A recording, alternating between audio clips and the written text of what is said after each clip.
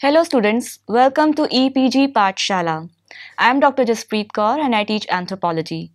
Today we will study the module Definition and Criteria of Caste System from the paper Indian Anthropology.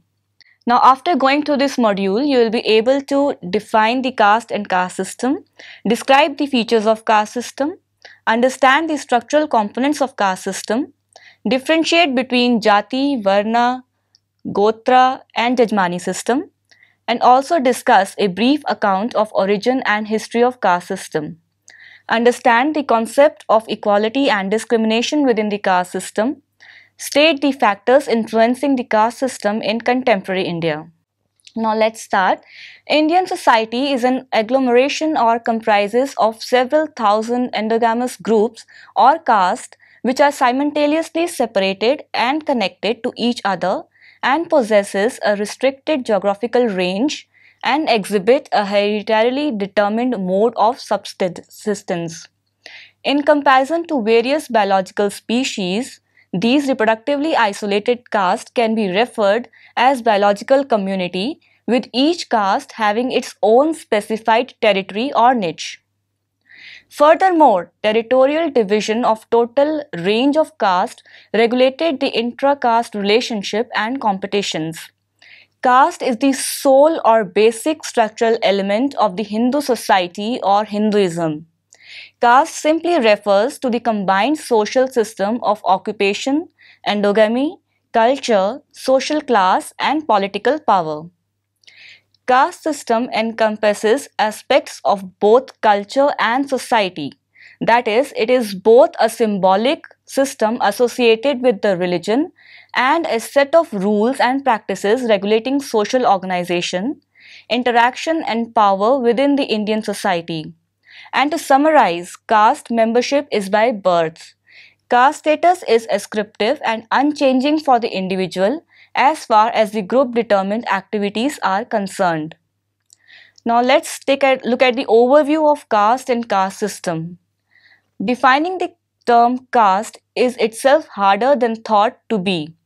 Sir Herbert Risley defined it as a collection of families or group of families bearing a common name, claiming to a common descent from an ancestor, human or divine, professing to follow the same hereditary features and regarded by those who are competent to give an opinion or as forming a single homogeneous community.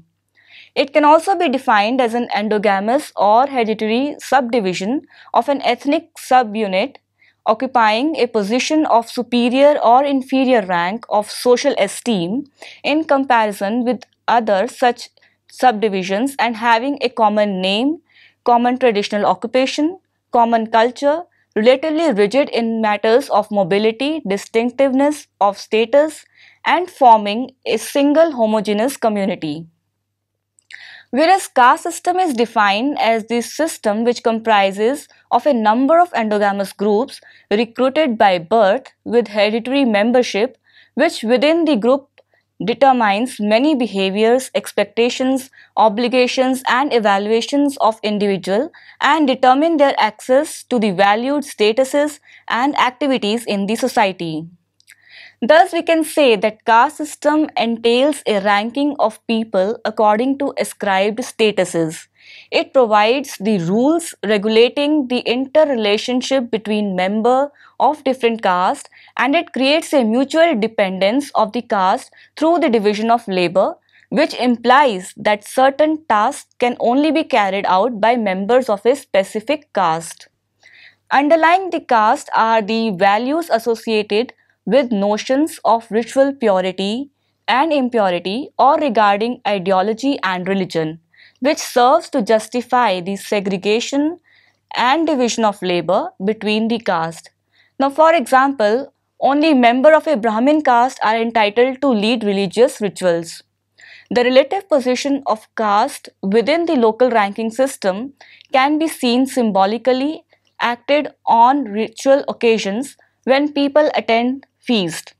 And the usual occasion for a feast is at the time of life cycle ceremony, which for example is like birth, marriage, death, or sometimes when a special ceremony is performed within a household. Characteristic features of caste system. Caste refers to the socially distinct endogamous groups which are simultaneously separated and connected with each other through three basic characteristics such as separation regarding marriage and contact, division of the labor in each of the group, which represents a particular profession, and finally hierarchy, which ranks the groups on a scale dividing them into high and low endogamous group or high and low caste.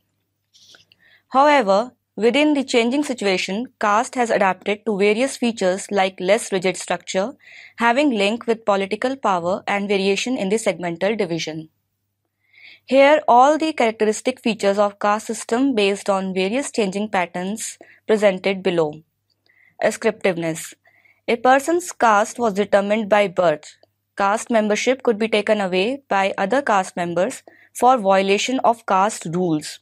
Marriage was also restricted to the members of the same caste. Endogamy. Marriage within a group is termed as endogamy. It indicates the marriage pattern of the members of caste within their own caste only, as the intercaste marriage are prohibited within the same caste. Division of society. Indian society is socially stratified into various divisions largely based on caste. There are various castes having a well-developed life pattern established according to their caste. Hierarchy. It simply entails the ranking pattern of people according to their caste statuses within the society, which is determined by the notion of purity and impurity within the occupation, are ranked from higher to lower positions. It indicates or represents a ladder-like pattern of caste ranking where pure caste is ranked at the top whereas the impure caste placed at the bottom of the ladder. For example, as Brahmin performs the ritual and various other religious practices along within teaching, so their occupation considered to be of purest form. Hence they are placed at the top, while sweeper, whose occupation comprises of cleaning and scavenging, is placed at the bottom within the hierarchical system because of impure occupation. Purity and impurity. It's one of the most important feature of the caste system, as endogamous groups or caste are ranked according their ritual purity and pollution based on their terms of deeds, occupation, languages, dress pattern, and form of foods as well as the food habits. For example, liquor consumption, consuming non-vegetarian food, eating leftover food of high caste, working in the occupations like lifting dead animals, sweeping and carrying garbage, etc. are considered to be impure. Socioeconomic independence or association. Each caste exhibits a particular traditional occupation associated with their caste which they cannot change over time. So each caste have to depend on various other castes for their survival, as a caste is only associated with one or two occupations, whereas they need various other products and services to fulfill their needs, which they can only get by associating with other castes. For example, Banyas are engaged in business, sometimes like during marriage, birth, etc., need to perform ritual which they can only perform by associating with the Brahmins, as they have the expertise of priesthood, ritual performing and teaching. Commensality. Caste placed restrictions on eating and drinking with members of other caste. Actions like accepting food and drink took on a pure or impure caste value depending on the caste of the person within the hierarchical system. The commensality restrictions on a caste usually were an indicator on how they ranked in the social hierarchy. Distinction in customs. As each caste composed of distinct ways of living life, that is, having its own customs, form of language or speech, and dress code or pattern.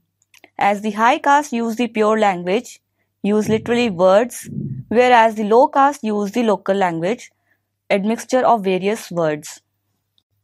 Now let's discuss the structural components of the caste system. Caste system basically has four components, which are the Varna, Jati, Gotra and Jajmani system. Now let's start with the Varna, which is caste system as a hierarchy divides the entire Hindu population into four main groups, which are referred as Varnas, which is a Sanskrit word meaning color. Varnas which also exhibit pan-Indian hierarchy are such as Brahmins, which are referred as priests who are entitled to study the holy books, which are also called as Vedas. They perform rites and rituals for themselves and for others and are obliged to observe the sacraments, and as they have ritual performing occupation, they are ranked on the top of the caste system.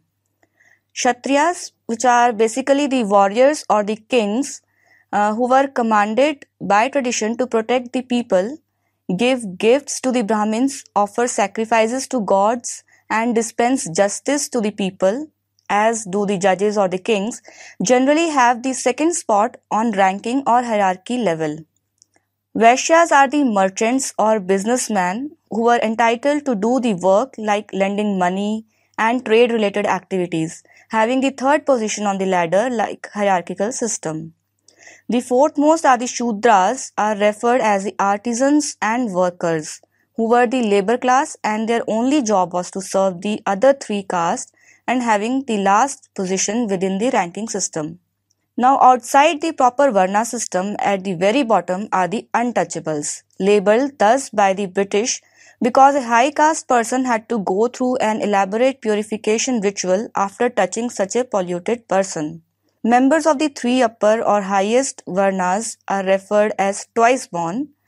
Why? Because they have gone through a ceremony entailing spiritual rebirth. Now let's discuss the Jati.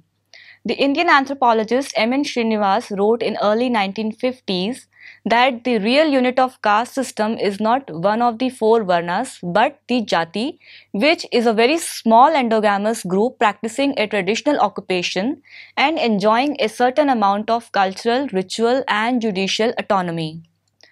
As the Jati is the small endogamous group having a kind of autonomy, are restricted to a particular areas and not having the pan-Indic impact like the caste.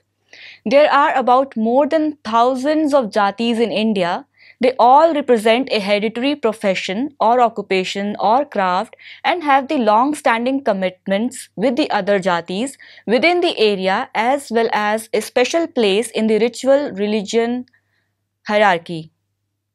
Most Jatis are relatively small, but some are large and internally differentiated groups with the asymmetrical alliance patterns between lineage segments.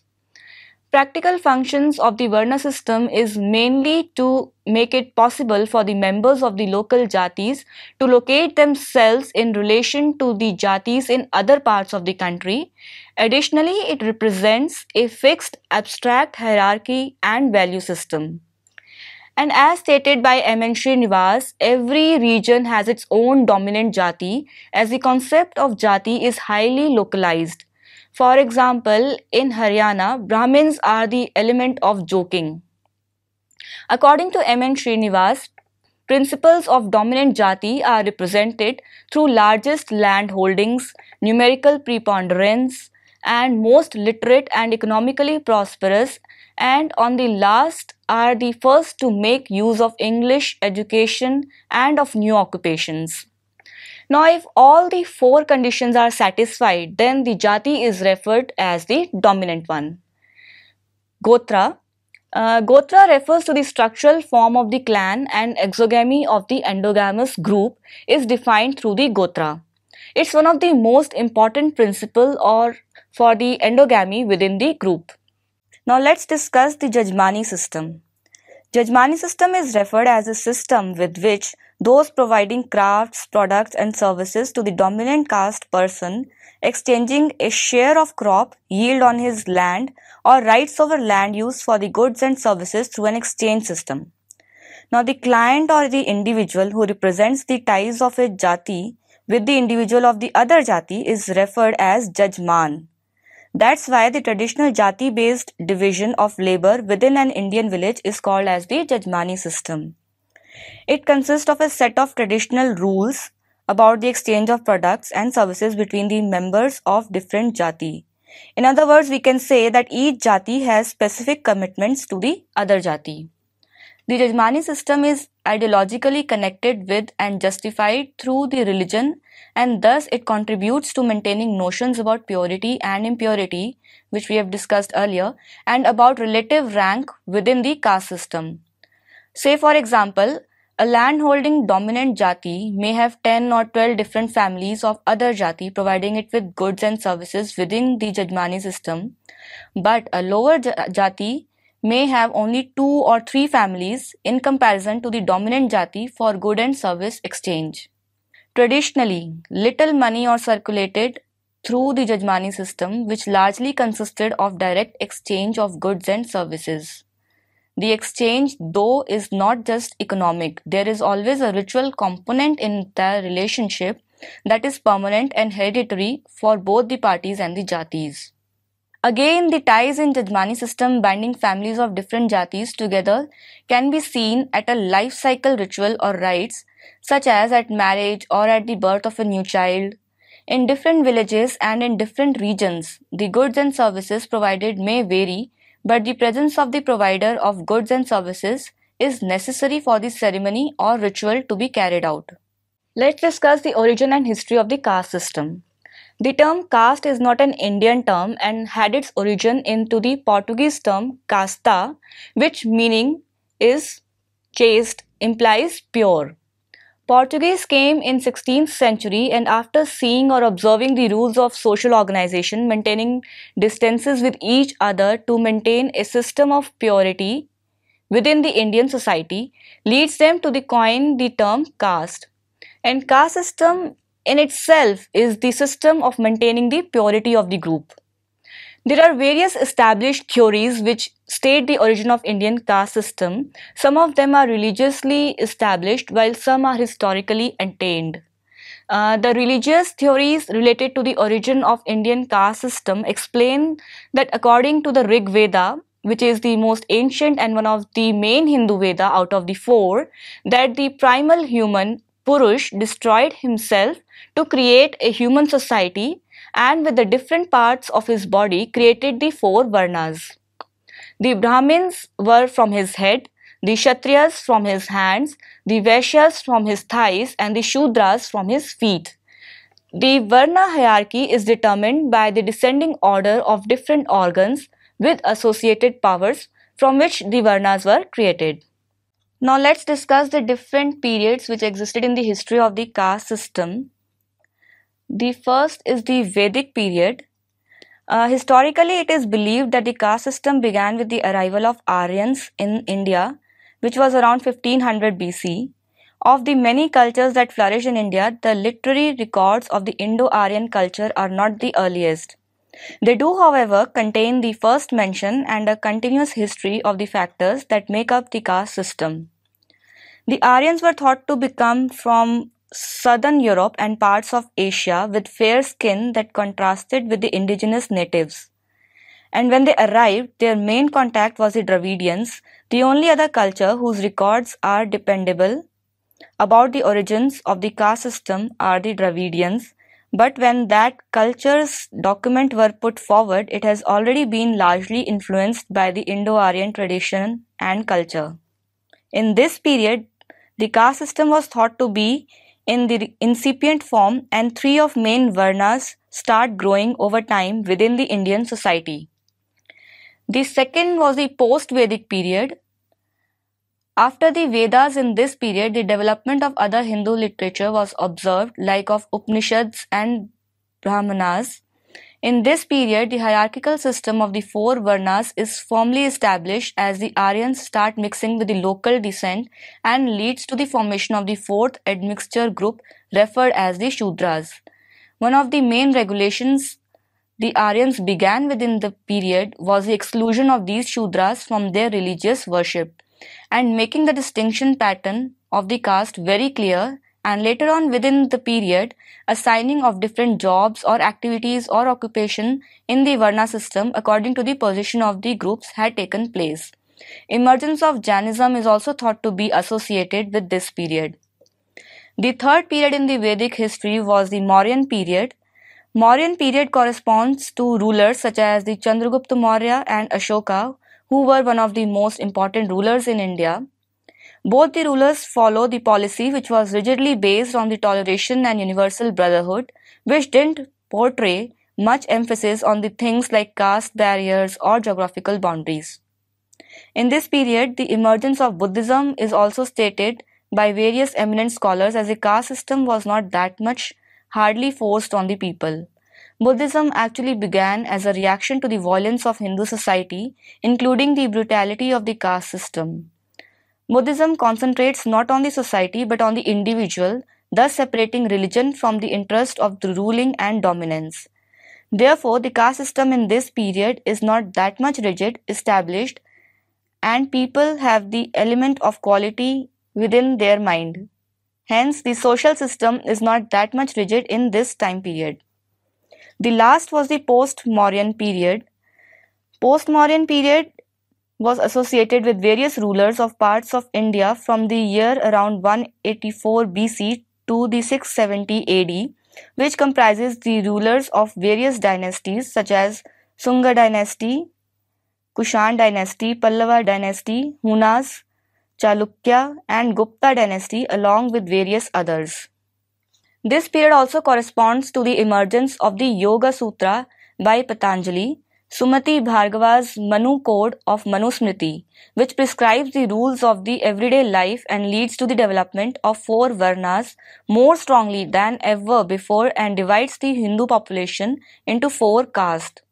And with the emergence of Manusmriti, Brahmins again were successful in organizing the supremacy within the Varna system and occupies the top spot in the hierarchical system and imposed various restrictions on the lower caste. The medieval or pre-colonial period. This period comprises of two of the most affluent periods with the ruling empires such as Rajputs and Muslims.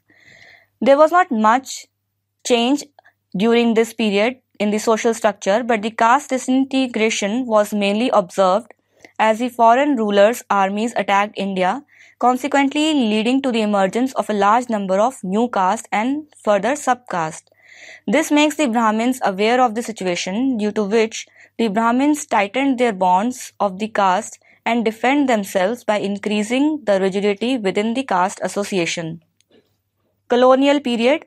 The colonial period refers to the period which was marked by the entry of Britishers into the India with the East India Company, and after defeating the Bengal king, the British government brought up some administrative and socio-economic policies which somehow affected the rigidity or the social structure of the caste system.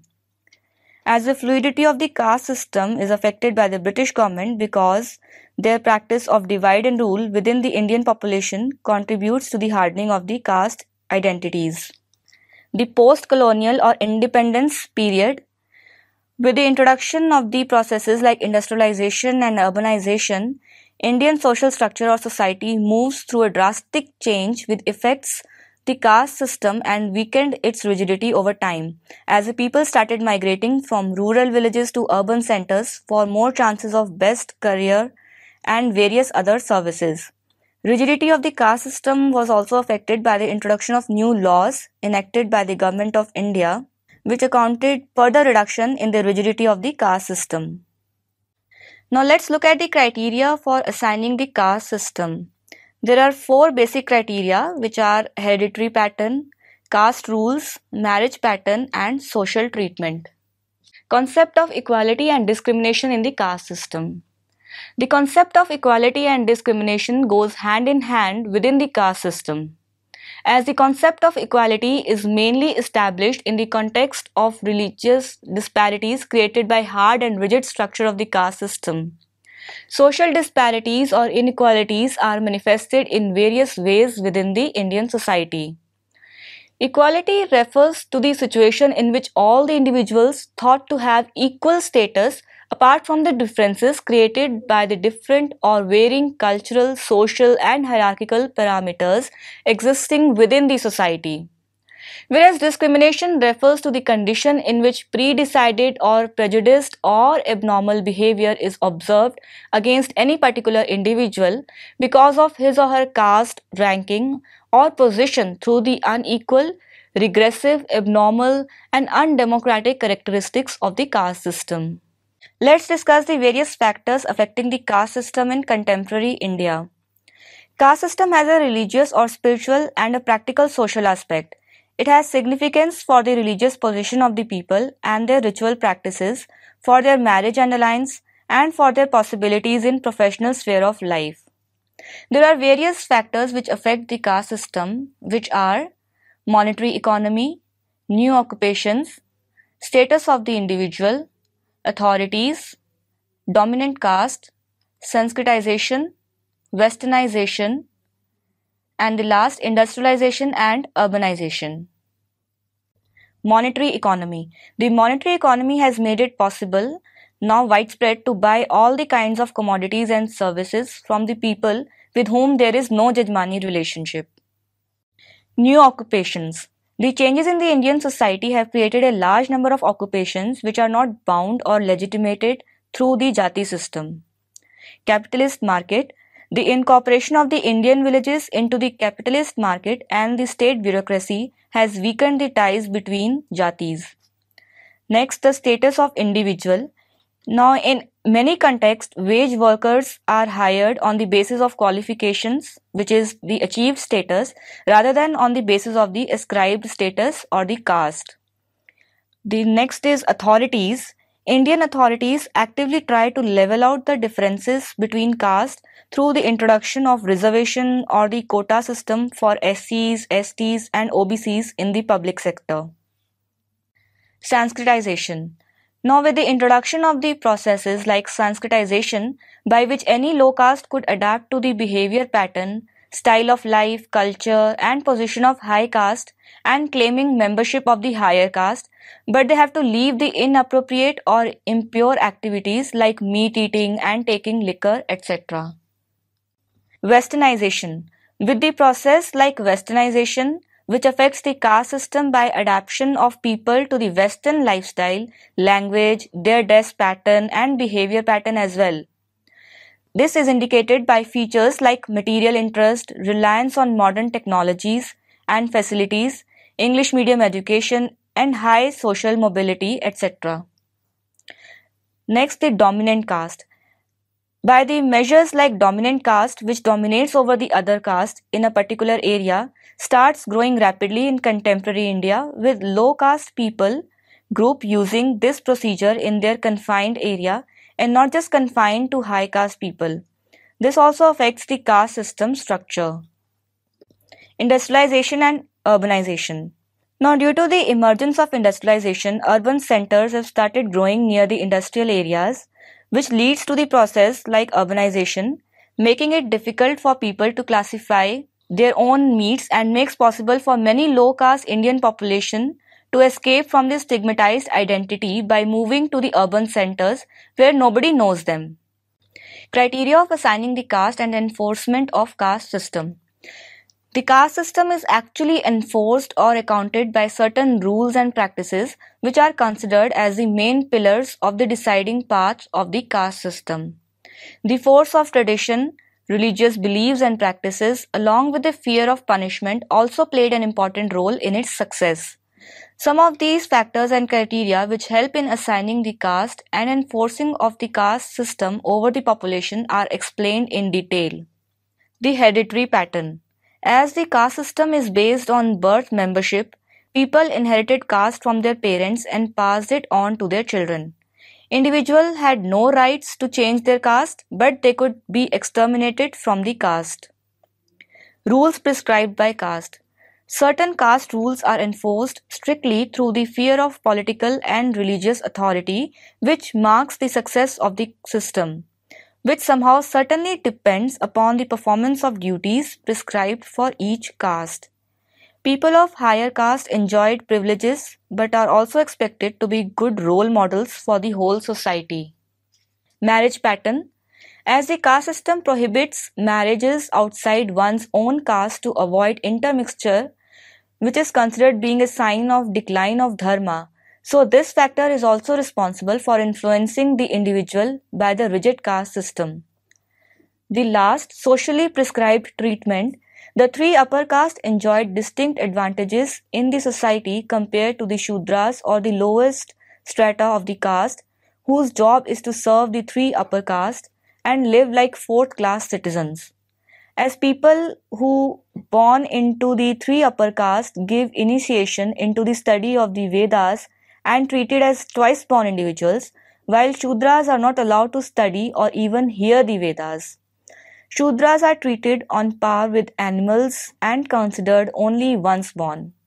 The laws prescribed lighter punishment for higher caste, whereas the low caste, who had technically little power influence against the former in criminal cases for the same committed, a lower caste person might attract physical torture, slavery, or even death penalty.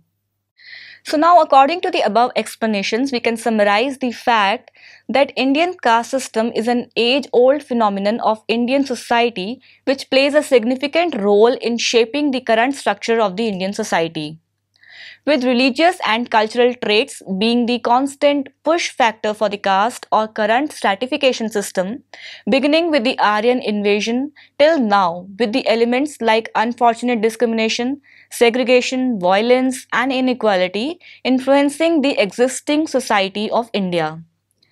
Caste system comprises of several components like Varna, Jati, Gotra and the Jajmani system, which differentiates the entire population into parts on hierarchical level or ranking system.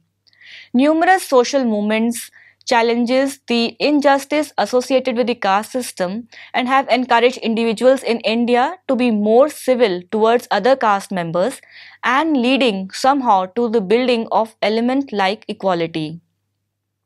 Many of the lower caste have gained a lot from the partial elimination of the caste system.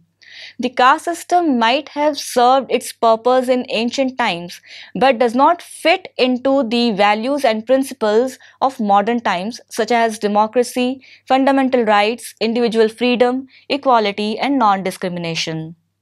And it can also be observed that the caste system also has been important factor within the dynamics of social and political India. However, the relationship between caste and hierarchy occupation has become less significant now because of the various modernized factors like westernization, urbanization, dominant caste and so on. Thank you.